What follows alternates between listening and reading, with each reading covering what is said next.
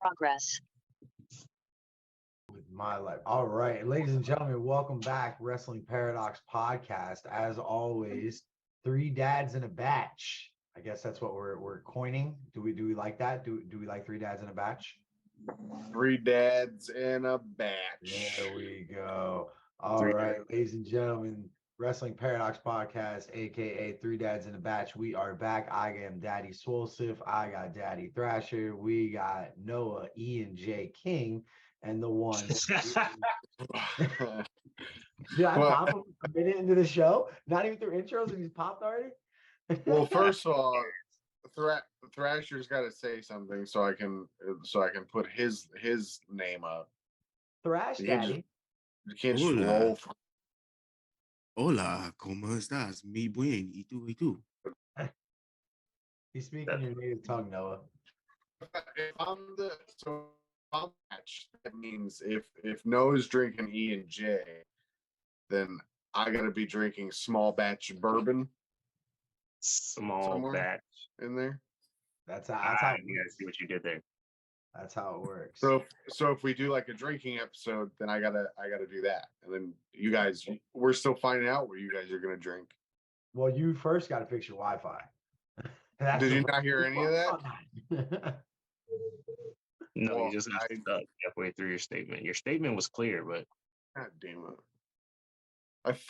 I live in the middle of nowhere. Get me out. So E and J supply my fucking housing somewhere where the Wi-Fi is stronger. All right, ladies and gentlemen. So I'm going to go ahead and pass all the proceedings right now as I'm finalizing what programs we're going to review tonight. And I'm going to go and let Thrasher take it over. I know we talked about, prior before Noah got on our what ifs. And I had my what if of Jim Herd possibly changing Ric Flair to Spartacus and cutting his hair. But being today is the 23rd of May, something happened 25 years ago, 26 years ago. So I'm going to let Thrasher go ahead and give his what if here. My what if of the night is, what if Owen Hart didn't die, since tonight is the anniversary of his death? Not a lot of people realize it, Thrasher, but not less than 2 months later, we had the entire, basically not cruiserweights, but those radicals, the Perry Saturns, Dean Malenkos. That was 2 months later. Like, those guys showed up in WWE and jumped the guardrail. And who they beat up? Raven or some shit? They beat up somebody. They jumped the guardrail and beat somebody up or did whatever. They were sitting front row. I remember the Eddie Guerrero shirt. I remember the Benoit. Oh yeah, shirt. was that was a little bit after. 2 months later. 2 months later, those guys showed up. You had Eddie Guerrero in WWE. You had Dean Malenko in WWE. You had Perry Saturn. You had Chris Benoit. These guys, imagine the matches Eddie Guerrero and Owen Hart would have had. I think the Blue Blazer definitely gets the IC title somewhere in there. I don't think the Blue Blazer exists. No, here's my other what if. I think it'd be fun though at first, and then he'd go back to the Owen Hart thing. What if he didn't die, and what if he did get a heavyweight championship push and to go against his brother, and he was in the position of Shawn Michaels? You see what I'm saying? So like that kind of goes with my what if Brett, in a perfect world, Brett doesn't leave, he stays, he actually drops the belt on Raw like he said he would, and then they fucking just go into another angle, they pay it off, and they fucking keep working their fucking work shoot thing. I think that's a perfect thing right there. Somehow Brett gets triple threat match, Michaels, Hart, and Hart. Oh man, spit roasted by Hearts. Would Shawn Michaels be there? That would be crazy. You just blew my mind with your what if, sir. Well, with that triple threat match, what if Shawn goes on to win and he really leans into the Heart Rate Kid, but he leans into it in terms of Hart, the last name. I broke both hearts. like mega heel. Yeah. This is my what if. Don't take over my what if. But it's so good that it's so good that it's involving other what ifs. I think No, I think what would have happened. I mean, granted, obviously, my what if probably would be the whole. I think they lean into the him and Benoit history in Japan, and then I think Benoit comes in as the super serious guy, and Benoit just keeps beating the shit out of him until he has to like drop the whole Blue Blazer thing and go back to just being plain old Owen Hart, and then he finally gets the dub over him. And then I.e., carries that. almost like Undertaker and Kane. Oh, okay. Yeah, why not? Yeah. What if Kane never became Kane? He was just Isaac Yankem, and he was still somehow Undertaker's brother. Like he was just like Went to college and got a job.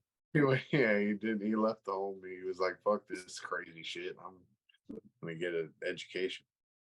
What if his face was really deformed underneath that mask? Dude, you know what I was thinking about when because we've been joking about towel entrances.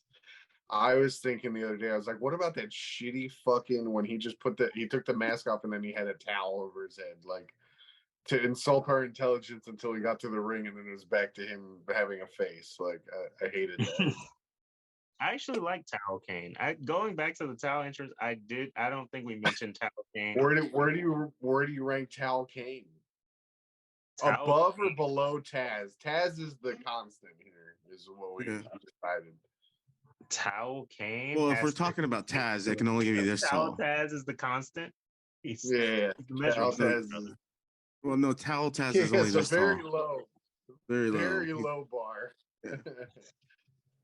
Towel Kane, I don't know. Towel Kane, he's got to be top 3, I think. He's got the double pyro. And then weren't they doing that thing when he first actually he had triple pyro because they were doing that thing where it would blow and then after he walked past the actual stage, it started shooting up like from the middle. Dude, if you ever created your own entrance and didn't have triple pyro, like you're not an American at all. You needed pyro in your entrance in SmackDown versus Raw for sure. You know what? Now that we're on to it, that's where Cody got the gimmick. What? SmackDown versus Raw? Yeah, you know what? Because he was probably just at home playing the SmackDown versus Raw series. And then he's just like, if I ever make it back, fucking I'm doing tripling down on the pyro. Triple down on pyro. Fuck Taz. And I got a towel. Is pyro something that's overused in wrestling nowadays? I think it's underused. Yeah. I want it like shooting out of their boots, you know? I think it'd be real fun. You know what? And that kind of ties into our topic. I don't want to go there yet, but before we get there, speaking on pyro, which is a little mini topic now, I actually sometimes prefer like the early like the original ROH. Well, I don't want to call it original, but that mid era of like ROH when they just had the safe sparks. It wasn't really pyro. It was just the safe sparks and the little smoke boxes. I actually really like that feel. You gotta appreciate some safe sparks. Shout out to Safe Sparks. Your advertisement would go right. Safe Sparks once again. ROH, your advertisement go right here. Anytime I hear a blank and anybody talking, I'm like, all right, no, sponsorship time. All right, guys. So let's all right. So we know M&J equals, M&J ecological sponsors our show. Marcus 305-697-2258. We also are attempting, is that a fucking Busch Light? What are you drinking over there? What is that? This is an unbranded beer because I already have a sponsor. All right. E&J ecological attempting to comply your system and mine. Your sponsorship can go here. All right, so in all seriousness, I saw a thing the other day, and it kind of hit me, and I was like, "Yo, this is something I want to review." And I was going through Instagram, and I came across the WWE Instagram page, and they said they had a thing on there, like 6 or 7 different videos, and it was the best German suplexes, but it was like of who's on the roster right now, and personally, like, a German suplex is one of those like original moves. You know, you have a German suplex, you have the DDT, you have the sweet chin music. all three of those are kind of like they used to be monster fucking moves, and now they're just so overused that they're just a part of the fuck. If you take somebody and pick them up and drop them on their fucking head 6 times, they're not getting up. Like that's what it is, you know. And so I wanted to get into this personally. When I sent out the text message for this, and I said, you know, best German suplex, my number one was Shelton Benjamin. The guy is one of the greatest fucking German suplexes in the game. I know everybody's like, oh, Suplex City, Brock, well, not you guys, but you know, the typical fan, Suplex City, Brock Lesnar, all that. He's just a big fucking goof, just throwing people around the ring. But to actually like make a German suplex look good and safe and everything else, because Brock lets go you halfway through. Yo, Sheldon had a great German suplex, and they had a few on there. Rhea Ripley had a good one. Like there's some good ones out there, but I mean, you go back in the day, there were some solid German suplexes. The Chris Benoit one, that was another one that's on our list here. Definitely, for sure. Yeah, Top. I mean, what was If Noah? What was your favorite German suplex? That's a good question. Are we just going WWE? No, dude, you can go anywhere you want, bro. This is the Wrestling Paradox podcast. This is not the WWE Paradox podcast. Well, I'm gonna piggyback off you. Chris Benoit definitely is up there. He might have number one, honestly. And I just like vividly remember the I don't know if you guys remember like the original, like Here Comes the Pain SmackDown versus Raw. It was like German suplex, and it was like number like 6 or something like that. And it was the triple Germans, and the guy taking him is fucking reaching for his life. I Yeah. don't know if you guys remember that animation, I used to love those. but Jesus Christ, I that mean, was on all my creative guys. I would definitely say, damn, Chris Benoit's up there. Sheldon's up there. I will say, I was a fan of Douglas Williams, honestly. His rolling chaos theory. That was pretty dope. I'll give you that. That was good. Like, and to piggyback off of him, I will say Chad Gable, only because like I feel like the two have a difference, because Douglas Williams, he kind of makes it look effortless because the guy just fucking goes and like, but I think there's also something for that deadlift fucking I'm gonna put you on your neck whether you like it or not. Yeah. That Chad Gable does. So I would definitely say those. You know, Thrasher, what do you have? See, I'm gonna go like way different than everybody's gonna go. See, Dr. Death Steve Williams had great suplexes. You know, he had great Germans, and he would drop people on their heads. Stan Hansen, suplex everybody. Okay, but if you go back and you watch Hugh Morris throw a German suplex, Oh yeah, dude. Yeah. it is like to die for. Yeah. He never won, but he threw damn good German suplex. I don't ever remember Hugh Morris winning a match. Only on Saturday Night Main Event he won. It really sucks that like He was he was a US champion for a minute in 2001. like the one thing that sucks and like everybody remembers is, you know, he was Goldberg's first squash match. He made Goldberg look like $1 million out there. He took everything, and then Steve Regal was like, "Fuck you." What about you, Saucy Slossy? What do you have? I like Kurt Angle's. I think Kurt Angle threw a solid German suplex. What about the Steiners? You put that on the list here in our outline. The Steiners were another one. They're suplex geniuses, yeah. Like, and they did Germans because, like, I was trying to think. Funny enough, I was thinking Taz because he's the suplex machine and the towel machine, but mostly the suplex machine. But but he's like, I wouldn't even think of him. He like had a bunch of like different types of suplexes, a little bit like more complicated suplex. I feel like the Steiners did complicated ones, crazy ones, but like a solid German suplex for sure. Dude, wasn't there a tag team a while back? I forget who. I'm blanking on who, but I remember them like The suplex German suplexers. into some. They suplexed somebody into like another suplex, and that was like the end of the match. It was weird. I forget who did it. They were called the North, and that was Oh, that's who it was. Alexander That's and who it was. Ethan Page.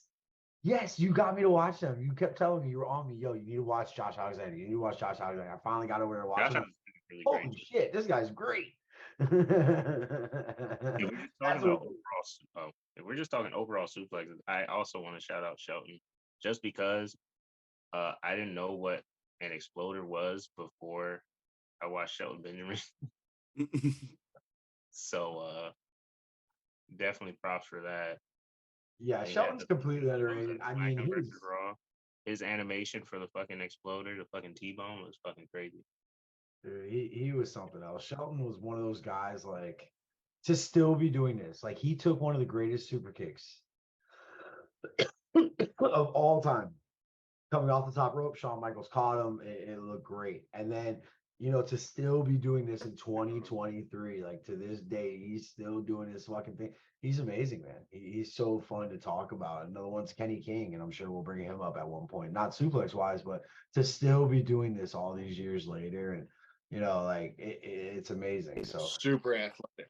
super athletic, and like it sucks he always gets the backhanded compliment, oh, that was Brock Lesnar's roommate in Minnesota. Like, okay, why do we have to tie those two together? Like you're not gonna run a storyline with the two together and not instead of just had that 30-second spot in the Rumble like 2 years ago. Like there's no reason to ever tie them together, but they constantly go back to he was a wrestler in Minnesota and he was roommates with Brock Lesnar. Okay, who cares? Like it's doing nothing. Also underrated IC champ of the early 2000s, I would definitely say. Oh, for sure. For sure. I was gonna say I always think of him when he did the when he walked along the original 6-man, right? Like the original Money in the Bank match. Yeah, Money in the Bank. Or no, that was pre-Money in the Bank. That was just a fucking like 5-man. No, that was Money in the Bank. That was the first. Oh, was it? Oh, okay. I thought you guys were talking about that spot in Impact with Felix Skipper.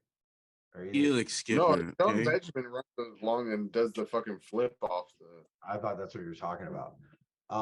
So speaking of Mr. Felix Skipper, we're gonna go ahead and transition into our next topic right here.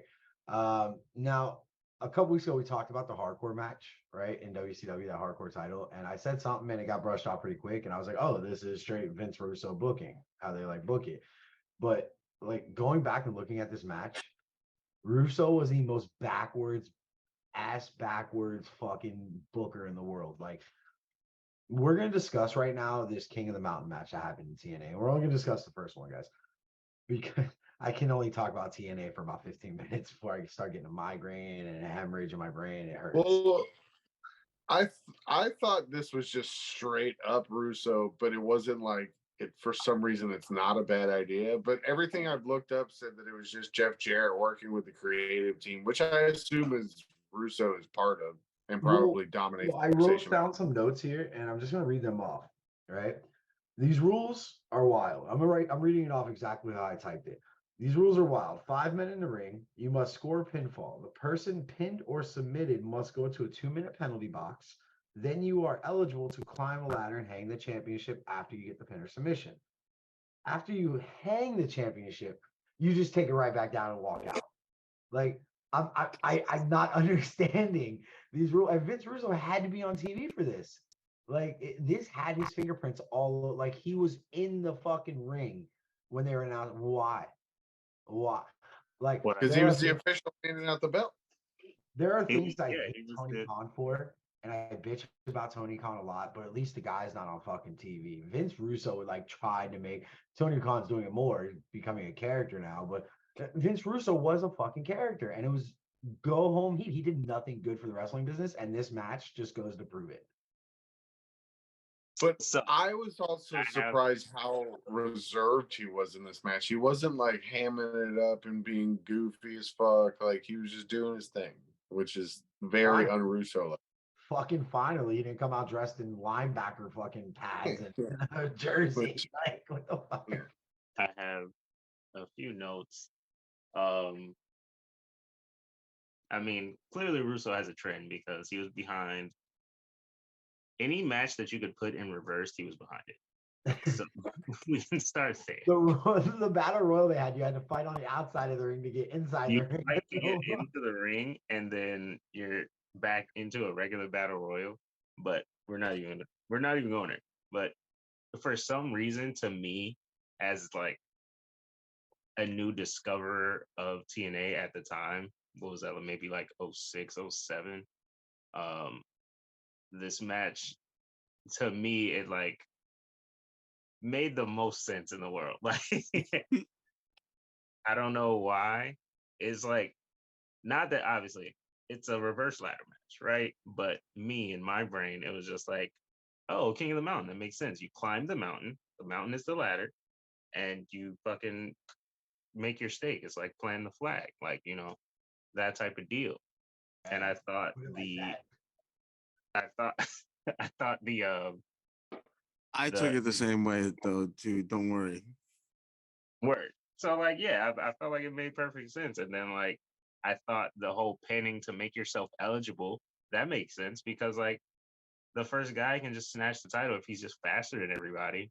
Like he can just snatch That's the title. what everybody does on the video Four games. guys They just fighting get the each other. ladder, hit everybody, fucking climb up. It's classic Like strategy. that would just be. It would be too simple if it was just, hey, hang the title. Like, so you got to add something. Like you have to do some kind of, there has to be some kind of steps. There has to be a process. So like, I don't know. To me at the time, it made perfect sense. And I mean, looking at it on paper now, when you read the rules out like that, especially when you put in the unwritten part of you hang the title, you win, and then you take the title back down, it makes it sound really fucking stupid. It is fucking stupid. Hey, yo, Noah, I have to ask you, where does says where does Joe rank? But where does Noah rank Jeff Jarrett's towel entrance? Best or worse than Taz? Shit. Damn. I started laughing. I saw that note and I just started cracking up. I'm like, it's the greatest. That was hilarious, actually. I started cracking up when I saw the entrance. I was like, he has a towel entrance. Let's talk about it. Actually, yeah. Like, first of all, my first notes on this match are actually the entrances. But we're gonna as far as the rating, if we're rating it off of fan interaction, you have to go number one, right? Because he's the only one who actually uses the towel in any way, shape, or form. True. And he has the guitar. Towel plus guitar. But he actually didn't have the guitar here, though. Not At for the end. Oh, okay. Oh, and that was my other note. Going back to the pyro conversation. He's the only one who actually had a gimmick with pyro on it. Or did he pyro the...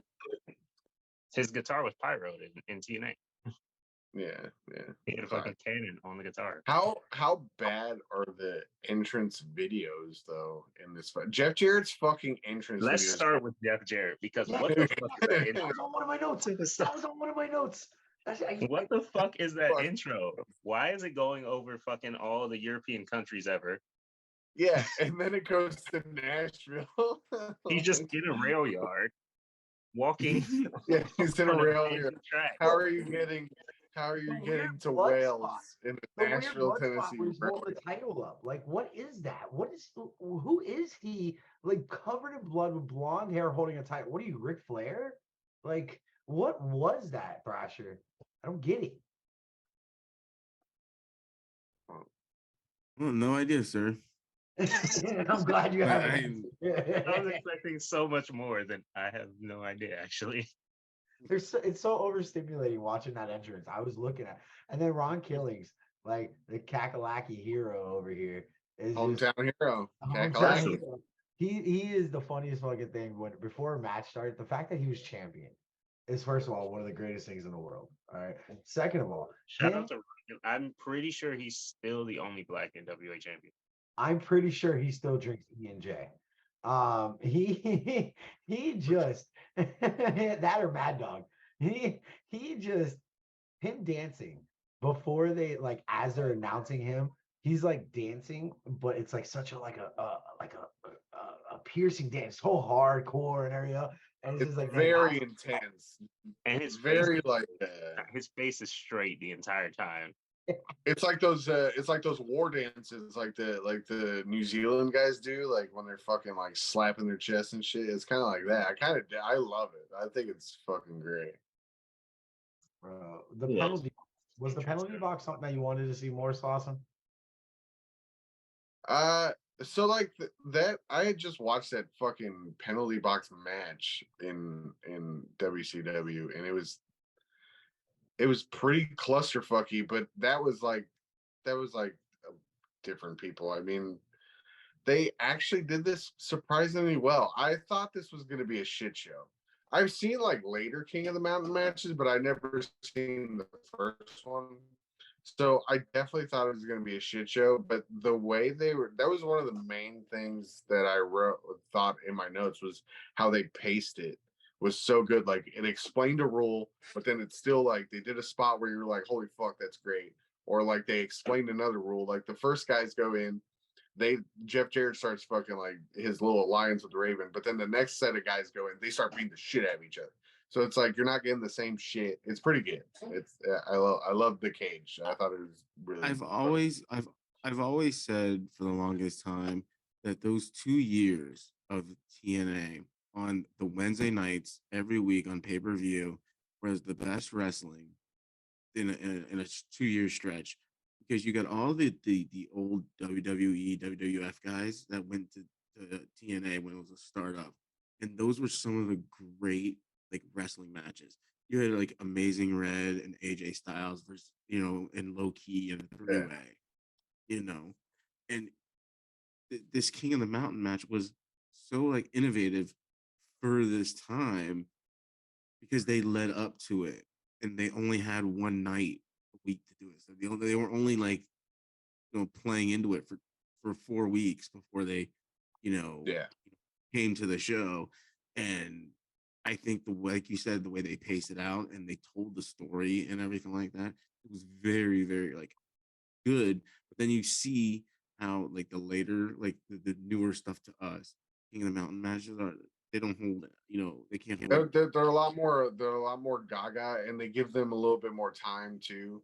But like this is 20 minutes, and they get all this in, and you feel like you get done with it, you feel like it's like 45, but it's fucking 20 minutes with entrances and like all that. Yeah. You did want to make a note, Slauson, about whenever there is chain link involved in any kind of wrestling scenario, there's always Will there has to check the integrity. Will there ever be somebody? Will there ever be a match where nobody pulls on the chain and does that gimmick? Will there ever? I don't think it'll ever happen. Well, I think at least there was some professionalism in the sense that there was only one guy who did it. It was the first guy. Right. Everybody watched him do it and was like, okay, it's Good 30. Good point, because that's everybody's go-to in the chamber. Oh, like, dude, we get it. Oh, I could freeze that for do a lot with that, but I won't do that. But yeah, they fucking yeah. It makes me laugh every time because I'm like, somebody's gonna do it. It's like that kid in class that you're like, he's gonna do that, and he does it. And you're like, he fucking did it. Or like I don't know if I was sorry if I wasn't paying attention. I was looking down doing something. Like you're in a Hell in a Cell. You're like, what's going on? Like if you're in a Hell in a Cell match and they lock the cage behind you, and you always have that one wrestler that turns around and like tries to open it back up, like they're gonna do it. Like Yeah. Chain on the door. You can see the chain on the door. You know it's not gonna open. I think in the first few Hell in a Cell, it's like they would look at the padlock like that was gonna make it. Like you're gonna open the padlock by yourself. Wrestling. It's the best on this Wrestling. I would also like to make a note that speaking of favorite eras, what would you say? Because we do have an early glimpse at the young phenomenal AJ Styles. And just as a separate point, what would you guys say is your favorite like era of AJ? When he was the Air Force guy in WCW. Hairstyles. Honestly, me, just getting guys away. My favorite, like cool, like Impact was awesome, TNA was awesome, Bullet Club was awesome. Yo, there's only one I can say. SmackDown Live is the house that AJ Styles built. His run on SmackDown Live with Dean Ambrose and like I know they threw James Ellsworth in there and all that shit, but he was so fucking good.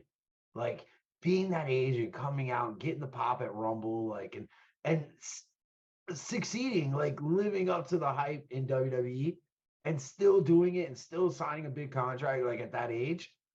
The guy's amazing. I mean, that was the more impressive run on me, but it's what I remember more of. Like it's the LeBron and Michael Jordan factor, I guess. What you remember is what you love. A lot of people our age love Jordan because they remember him. I remember more him being that SmackDown Live era. I thought that was so entertaining and so good with him in there. Now, if I'm gonna go, if you're gonna say, well, impact wise, this when they had the 6-sided ring. I mean, he was the king of the 6-sided ring with the black leather jacket. Aces and eights was running wild. He couldn't choose a spot with Kurt Angle and Impact or aces and eights. And like that was entertaining. That was fun to see. But man, that just the SmackDown Live version of AJ Styles. I know we get a lot of heat for, but fuck, I thought that was so good. Interesting. I'm an interesting fucking fellow, pal. What about you, Thrasher? What was your favorite? I'm definitely going the Bullet Club era Styles. Okay. Slauson? The only reason why, let me explain. I'm sorry. I apologize. I'm sorry. Is because I watched him in the early days of TNA and go through Impact and everything like that, and he was always like the Georgia Southern boy, like yip yah yeah, this that. And then he tried to make like a heel turn, and it still wasn't like a full heel. When he went to Bullet Club, yeah, he was praised as a face, but he like had this heel persona. The way he showed up on New Japan, the way he showed up on Ring of Honor, like with the lights going out and then coming back on. Joining Bullet Club, it gave that heel persona that you never saw before. And I think that's what paved the way for the time that Joe was talking about with SmackDown.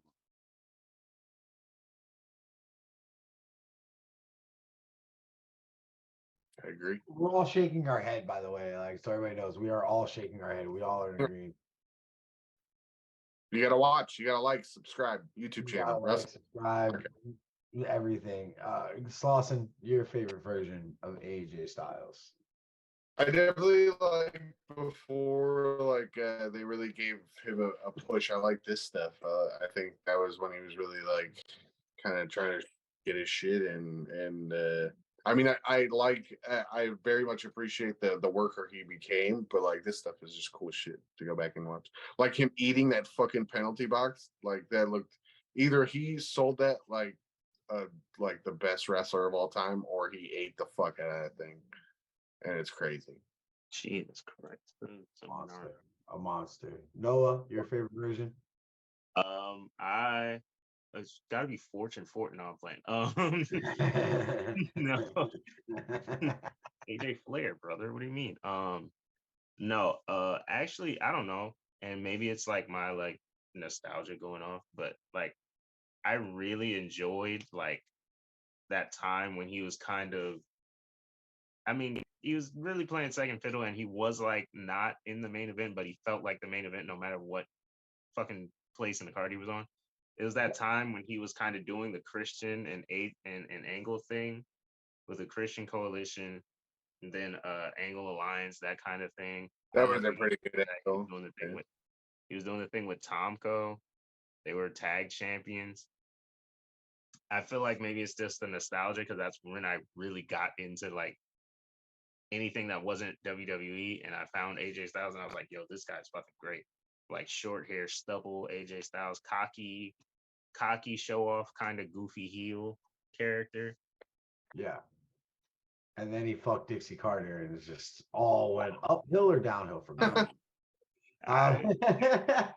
Please don't looking say at his own career or just his TNA time, I guess. sue Pat McAfee, not me. Ask Brett Favre how that went. So, all right, guys, look, the time now, we've been recording probably about 45 minutes now. We're going in and at it. I'm gonna go ahead.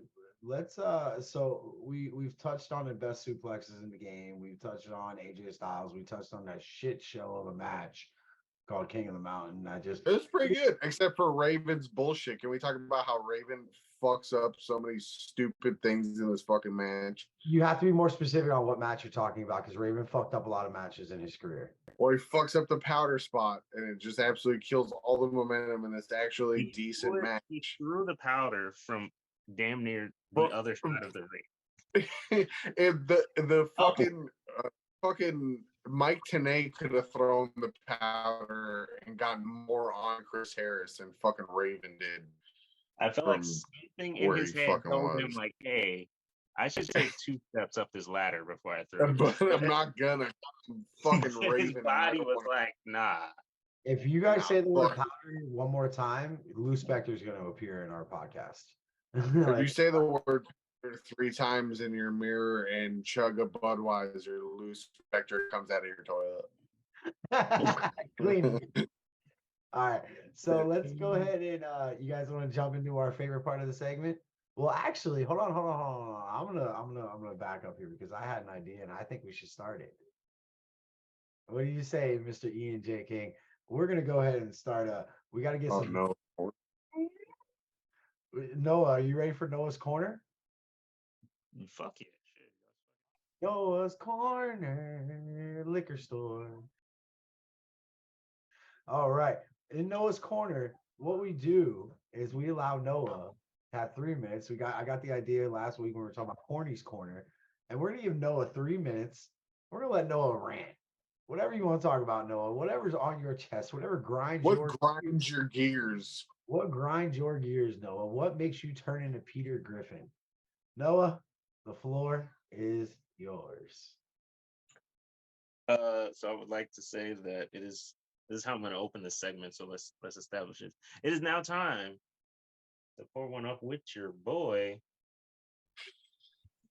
because it's time for Noah's Corner, brought to you by E&J Brandy. Please go visit your local liquor store. Step over that piss stain in the floor. Grab you a bottle. This week,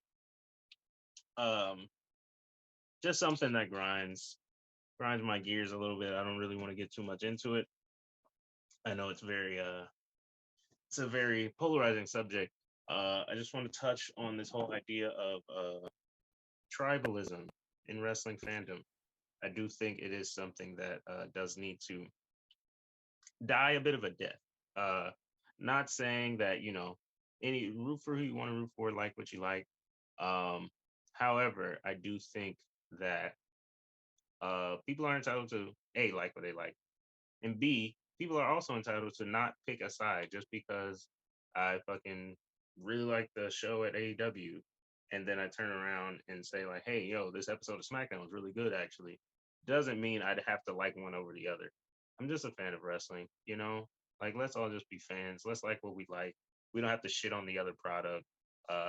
Because some people aren't gonna like either of them. They only like New Japan or some shit, Some people are really gonna like ROH and not have a problem with it being run by, Tony Khan, and without it being a whole it's gotta be fucking AEW like Like, let's all just be fans, bro. Let's all get along, brother. Let's all love each other. Let's all love wrestling. That deserves a standing ovation, ladies and gentlemen. I don't have any legs. Yo, that showed his crotch. That was great. That was a great opening inaugural Noah's Corner liquor store, brought to you by E&J. E&J Brandy, please. Go and purchase a bottle, and then tweet them with a picture of you watching the pod, and a picture of your bottle saying that the one of the dads on 3 Dads in a Batch informed you to buy it. But it's sponsored. It's pushed by all of us. So Tell them I this can't pod believe- told you to buy it, and then send them our at names so that we can start getting a Right. sponsorship. With And DJ. then we can give them the discount code now. If you go up to the counter and you give them the discount code, you will have to pay 100% for that bottle. Yeah, the discount code is 3D1B. You will get. You have to remember that we're not going to repeat it.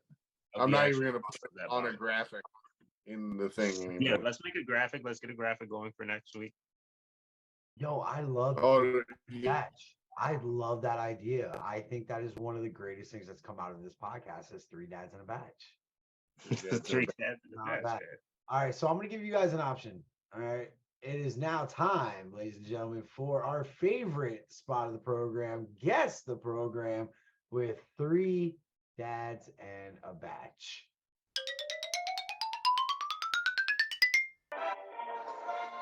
And now, ladies and gentlemen, it's time for your favorite part of the show. Guess the program. All right. So, really quickly, I have 3 different cards, gentlemen, in front of me right now. So, just to kind of give you guys I love Thrasher twiddling the fingers already ready to go because Thrasher is coming in this week leading the tournament, ladies and gentlemen. So, you guys got to figure that out. The score right now is Noah with 7, Mike with 6, and Thrasher with 9. Wow.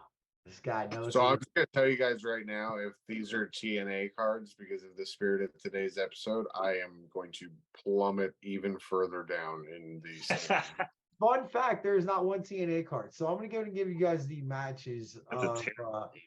So Thrasher, you're up first today. I'm going to give you the option, Thrasher. Do you want to start with the card with 7 matches, 8 matches, or 12 matches? Oh my God. 12. It's a secret. 7. 7 matches. Heard. Give me one moment. Let me pull that up. All right. So the first match that took place on this card, and Thrasher, you will go first, followed by Noah, and then Slossy Saucy. So here we go. And we can still ask our question, right? You still ask one question. Each of you get one question. The Hurricane and Rosie defeated La Resistance, which was Sylvain Grenet and Robert Conway. Eugene and He said the first one in French accent because it made sense because it was French, and he says the next Irish fucking name in French fucking Rob Conway. What a stupid gimmick that was. Proceed. I'm sorry. Go ahead. So the Hurricane and Rosie defeated La Resistance, and then Eugene and William Regal defeated Christian and Tyson Tomko.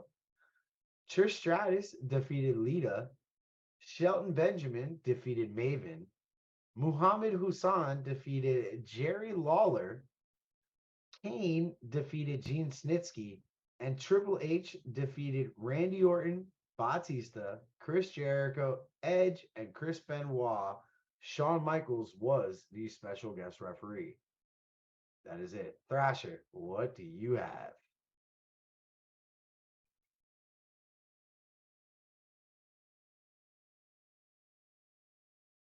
In what month did this pay-per-view happen? This pay-per-view Oh, took place shit. month of January.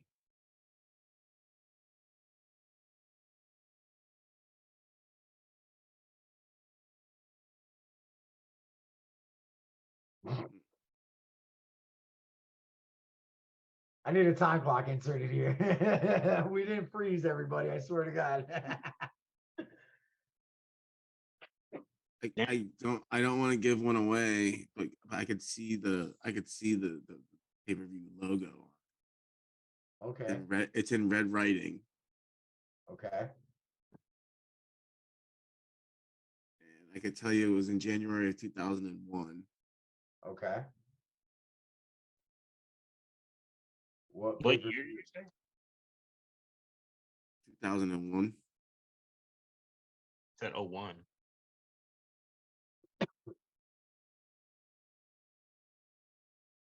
All right, what you got?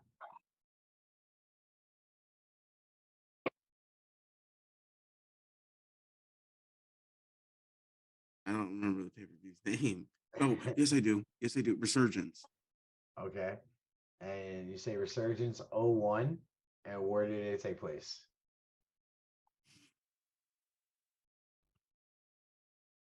I want to say it was like in Indianapolis. All right. Gundering. Noah, on to your question, Noah. What question do you have for me? Can you run me the main event again? Main event was Triple H defeating Randy Orton, Batista, Chris Jericho, Edge, and Benoit. Shawn Michaels was your special guest referee. Oh wait, did I get one guy confused with another guy? I may have. Noah? Hmm.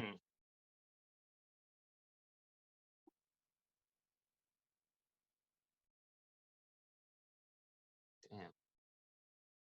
I need you guys on your toes. I told you these weren't going to be easy. Noah, what year? I'm gonna go. It's not the Gund Arena, just so everybody knows.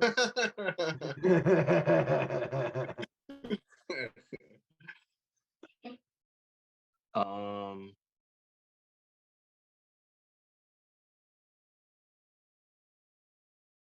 Noah, what the fuck? You guys are taking forever today, man. We're shit. eating some time up. I'm going to go. You guys are just all shoulders over here. You guys are what the fuck? It's I got a good card here. run me the card one more time. Oh, I can't do that, sir. You've had your one question. I ran back yours. That's not a question. Can you run back the card is a question. That's Give me- bullshit though. Just run the card back. Well, And because the it's gonna fuck over Chris. You said what? It's gonna fuck over Thrasher. Okay. Well, then me running the main event is not a question either. Was the main event, was it for a title? Yes. So the world title. Okay. It was for the light heavyweight It was for the championship. cruiserweight championship. All For right, the you're E- killing me, the Noah. You're taking up WCW too much Hardcore time here on the clock. I'm going with. Fuck, I don't think that's the year though. I'm gonna go with. Ooh, I don't know what year they started doing those.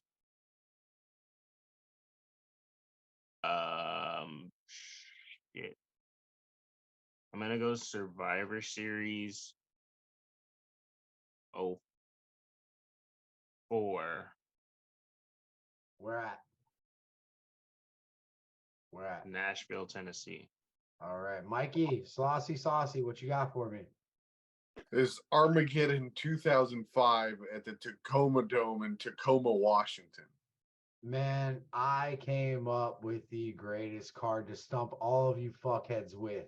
That match, that main event match with Triple H winning, was an elimination chamber match. This took I knew place. that. This took place in 2005. All of you guys 0 points. Or 1 point. I'm sorry. I said 2005. Saucy to Saucy. This That was was the only Survivor was gonna Series. get right. no Survivor Series takes place in November. This was in January. This was New Year's resolution 2005. Fuck, I didn't know what year they started doing. I didn't know what year they started those. And this show took place in San Juan, Puerto Rico. Oh, good one. All right, I don't so Saucy walks away with a point. He's coming up. You the want to know ring. who I get? You don't want to know who I Holy, confused somebody slowly with? coming. I confused. Remember that Muhammad Hassan that was Mhm. in 2001 that they fired him, but they were gonna make him a big push. But then 9/11 happened, and I thought it was that guy. It was It another. was Muhammad Hassan. He had Davari in his corner, and Jerry Lawler had Jim Ross. When Thrasher said 2001, I thought I was completely wrong. I was like, oh, I was like fuck. 2001. I was like, he's I hot. don't think. All right, so next card. I was like, man, I told, and then I realized I was like, oh, Saucy, you want the Noah, you want the 8 or the 12 man? Or the 12 match? God, this guy's taking Whoa. forever on every question. Fuck it. Go. Which one? Go 12. Fuck it. 12. All right. First match was Junkyard Dog defeating Black Bart. Second match, PN Were you News. expecting me to take the 12 because the card? Huh? Never mind. You expecting me to take the 12 because the card starts with black? Yes. PN News and Bobby Eaton defeated Steve Austin and Terrence Taylor. The Diamond Stud, the Diamond Stud defeated Tom Zank. Tom Zink. Sorry. The Z-Man? Z-Man. Ron Simmons defeated The Oz. Z. Ron Simmons defeated Oz. Richard Morton defeated Robert Gibson. Dustin Rhodes and the Young Pistols defeated the Fabulous Freebirds. The Yellow Dog defeated Johnny B. Bad. Big Josh defeated Black Blood. El Gigante defeated One Man Gang. Nikita Koloff defeated Sting. Lex Luger defeated Barry Windham. And in a steel cage match, Rick Steiner defeated Arn Anderson. What year? What card? Don't take 10 minutes of my time. What do you got, Noah? This is WCW. Oh, fuck. This is 90. Shit, 92. And the card is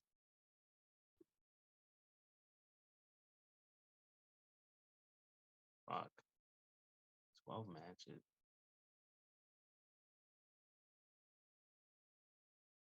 Was there a world title match? Was there a world title match? Let me see here. And which one was it, if it was? I do not see a world title on this show.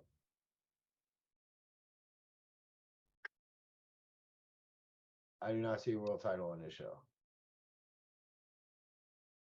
I'm gonna go. The name of the show is fuck me. That's a weird title. I don't think they would do that.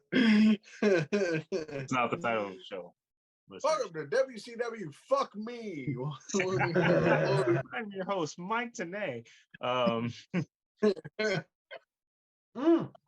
I apologize. Lex Luger defeated Barry Windham for a vacant WCW World Heavyweight Championship. Oh, you're a piece of shit. I gave that to you guys. Now give me my answer. What show was this? I'm going to go. I'm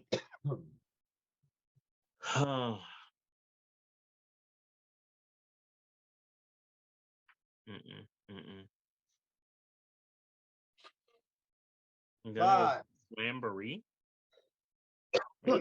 Where at? And You said Slamboree 92? Where did it take place? Tupelo, Mississippi. I mean, there's a very good chance. I was like getting through a toothache over here. Saucy, what do you have? Oh man.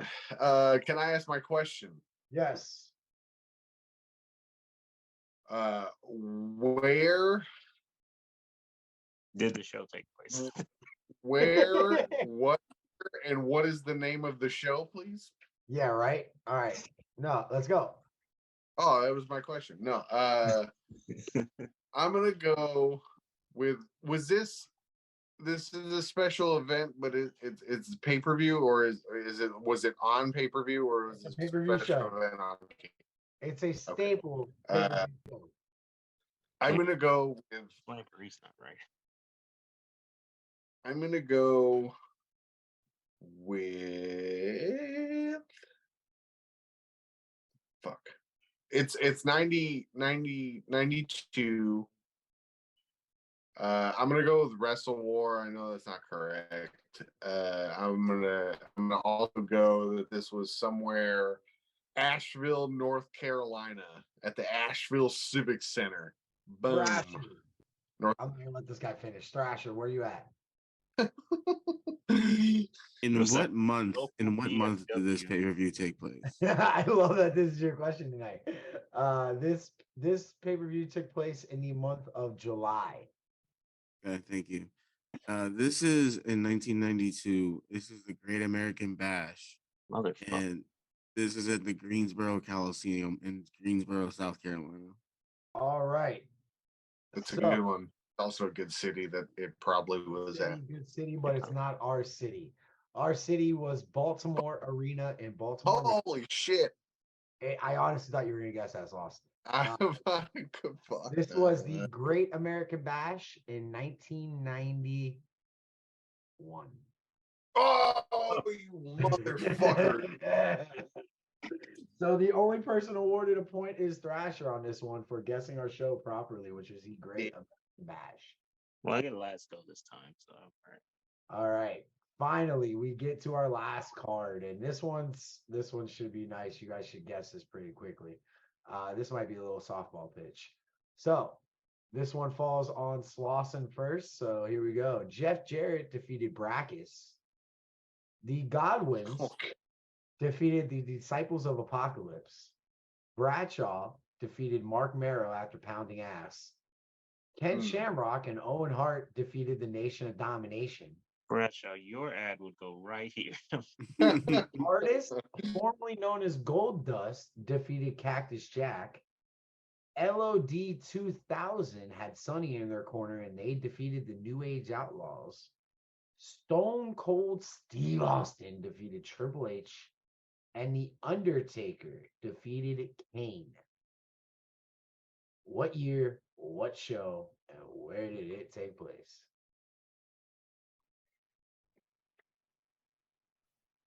Do you guys want a curveball? I'll give you guys a curveball. Sure. You guys all agree for a curveball? Sure. This show did not take place on American soil. So not Tupelo, Mississippi. I said American soil. Slauson, you're up first. Oh, dude. The Austin Triple H match, was there a stipulation for that match? There was not. This was a single match for the WWE Championship. Austin walked in champion. Austin walked out champion. It did not main event the show. Okay. So this is definitely I'm gonna go 98 in Birmingham, England. But I do Capital Carnage. I'm gonna go with Capital Carnage. Thrasher? Birmingham. What you got, Thrash?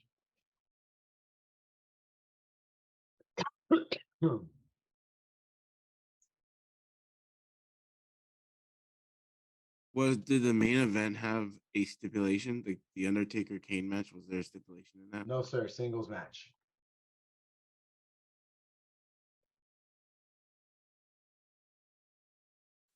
For some reason, I think it is 98. But I think Insurrection or Resurrection or something like that in Birmingham, England. All right. And Noah. Noah, you're 0 for 0 today, so. Yeah, fuck you. Well, I need a wheelchair after. What just happened?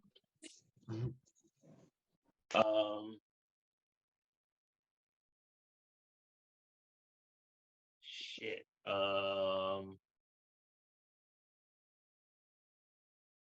I was going to ask you guys nicely if you guys wanted me to throw a fourth card in. I could look up a TNA event as of today, but you guys are taking forever. No, you can throw one in because I'm going to need it.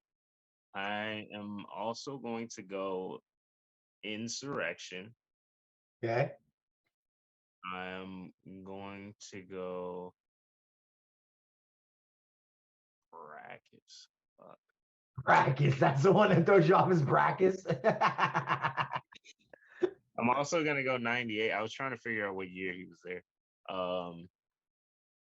In I'm going Birmingham, England, in the Birmingham Coliseum.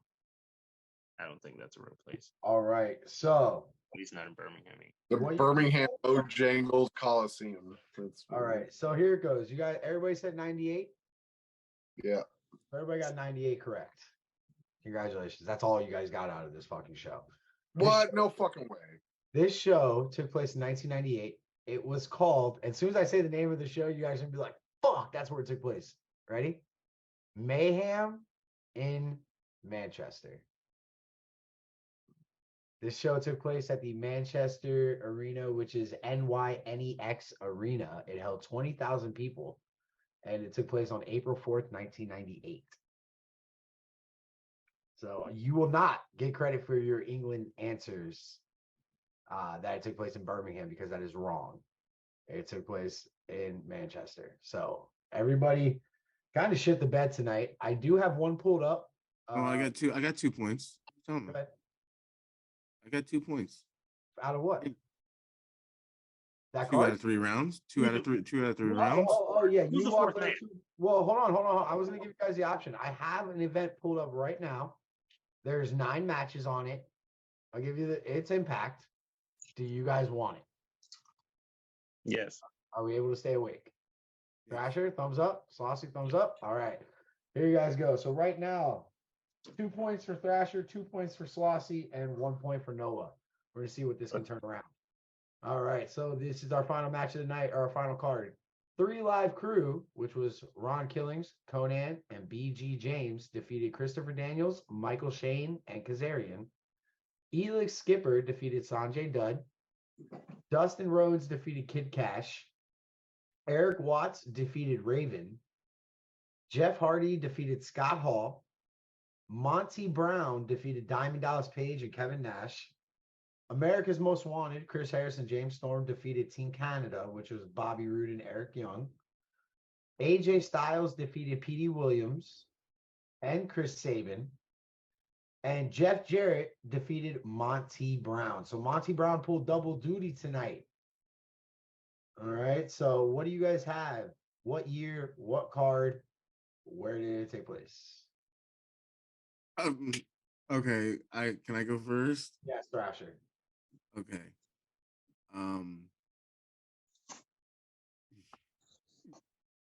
I just wanted to go first. Because I know where it's at. And I think Noah knows where it's at too. But the year is 2005, and I think it's Final Resolution, and it took place in Orlando, Florida, at Universal Studios. Awesome. What? Awesome. Where's the show at? What year? What show? I believe it took place in Orlando, Florida. I am just torn between the year. But I am also going to go 05. And I'm going to, was there any like specific gimmicky stipulation correlating with the show that happened here? Like a cage match or AJ Styles defeating Petey Williams was an Ultimate X match. Thank you. Okay, I'm sorry, defeated Petey Williams and Chris Sabin. So that was an Ultimate X match for the TNA X Division Championship. So I'm gonna go Destination X 05, Orlando, Florida.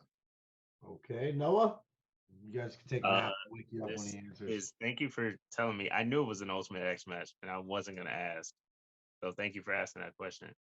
This is definitely Final Resolution 05, because that's one of my favorite Ultimate X matches.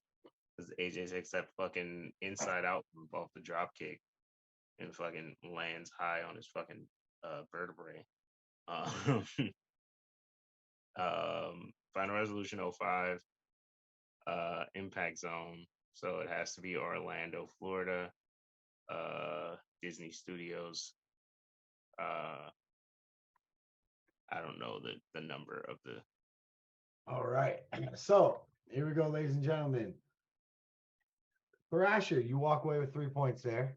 You got it all correct, as well as Noah. Got it all correct. Mike, you, however, fucked up the pay-per-view. I gave this to you guys. This was a silver platter. Mike, this question was built for you, man, and you fucking fumbled it. So, No, I yes. don't know shit about team. So this was Final Resolution in 05. What gave it away, Thrasher? What made you go, shit, that's 05, Final Resolution? Because that was the first time that Monty Brown was main evented. He won the triple threat match to make it into the main event against Jeff Jarrett. Yeah. See, I do remember that, but it was definitely the Ultimate X match for me because I watched that Ultimate X match at least 20 times. There you go. If I'm not mistaken, I think the 2 Live Crew or 3 Live Crew opened the night. Mm-hmm. One day we're gonna have a conversation about Mr. BG James attaching himself to every rapping wrestler ever. Yes, so that did take place at the Orlando building, the Impact Zone on MGM Studios in 2005. So finals for tonight with our 4 cards go. Thrasher has 5 points, Noah has 4 points, and Slauson walks away with 4 points. Congratulations, gentlemen. All right, ladies and gentlemen, that has been Guess the Program, brought to you by E&J Ecological. Thanks, Noah. Bradshaw. Brett, all Not found so it. ecological. All right, so let's see, just to get a glimpse at some points here. All right, because He said it's Thrasher's pulling away with it. Thrasher has a total of 14 points. Slauson has a total of 10 points, and Noah has a total of 11 points. All right, there we go, This boys. Points for you has been brought to you by Pounding Ass. So I'm gonna tell you guys, we're gonna get through about 10 weeks of this with Guess the Program, and then I'm gonna add on some points at the end, and the winner is gonna get something. So I want you guys to know there is a prize here. I'm not disclosing that prize to anybody on this show. This is from me to you. And it's a genuine gift. It's not like a bullshit gift. It's a genuine gift because I love you guys. You guys are my brothers. Even though you're black, Noah. I do have a question because I didn't use it last round. What's that? You don't get to carry your questions over next week. Is it gonna change based on who wins? No. And I think you guys will all appreciate it. I truly do. Damn it! So do-rags are still in the equation. I actually was planning on buying a do-rag for next week and fucking just to pop everybody. Yes, the prize does not change. It is a gift from my heart to you guys. So whoever wins that will be getting that hand delivered, even all the way to North Kakalaki. All right. Yeah. So Question. Well, actually, not a question. I thought he was about to fart. I just wanted to Hey, Bob Thrasher, yes. take you guys back a little bit. Hey, Oh, yo, that's sick, dude. Yo, let me tell you something, bro. Between you and Will Austin, you guys rep the podcast so hard, bro. Will Austin wore the shirts out for us to different shows, not even easy. Yo, you and Will Austin were the MVPs of the Wrestling Paradox podcast, and it's not gonna say heyday or glory day in the beginning days. and it's Genesis. And it's Genesis Thrasher. Are you okay over there? Thrasher No, when you got up, bro, I thought you were going to fart. I thought you were farting. I was expecting a fart. No. I just happened to look over and see this. And I broke Thrasher. No, the prize is an actual gift. It's nothing that we made. It's all legit. So I'm excited to hand that out. We're 3 weeks in. We'll know our winner in 7 weeks, so about a month and a half. And we'll keep doing these, guys. This is fun. You guys are awesome as always. Yeah, man, this has been the Wrestling Paradox Podcast, week number 4. King of the Mountain, or King of Vince Russo's Mountain. Can we name the show King of Vince Russo's Mountain? Because fuck. I'm Jeff Jarrett showed up in AEW. I'm just waiting for fucking Vince Russo to show up in AEW. I mean, I guess we have to do now. We have to do like who had since we've had a recurring theme with the towels. We have to have who had the best like fence pull, like who had the best the best fence check, the best check. the best fence check, like coming down the ramp. What's our topic for next week, guys? What are we going with? We're going with video games, right? You guys cannot. I mean, if you guys want to discuss it, like I just remember bringing up Here Comes the Pain. Like that's about it. What are you talking about, Drew? You never played Revenge. You never played WrestleMania. I was more of a Star Fox kid growing up. I watched wrestling, but I appreciated like Star Oh. Fox. Lord. What is your fixation on like cat-like creatures, panthers, foxes, Cat like Pussies. Pussy. Playing Revenge? Well, then we'll have to come up with a topic then, because I thought we were going to talk about video. Like the video game conversation. It's gonna go off. I'm down for the video game conversation. I'm down for it. Off the rails conversations is usually when we have our best episodes. So yeah, when it goes off the rails. So, but anyway. Well, I mean, this was pretty good though. We'll come up with something like this where it's like 3 kind of tight segments where we could just bullshit on for like 20 minutes. Yeah, for sure. As I'm not going to talk about it. All right, boys. Well, ladies and gentlemen, this has been the Wrestling Paradox Podcast brought to you by M&J Ecological 305-697-2258. Do not forget E&J. E&J, we are waiting. we're waiting on our care And package. Jay, do not forget us. Please don't forget us and our care packages. I would like a hoodie, several cases. Also, while I have the floor, I just want to say go Heat. We are up right now. All right, that's it for the show, ladies and gentlemen. Nobody gives a shit about Go that Cats. here. Go Cats. That's all that matters in South Florida. Thrasher. Not even gonna make you say anything stupid. Say what you want. Meow.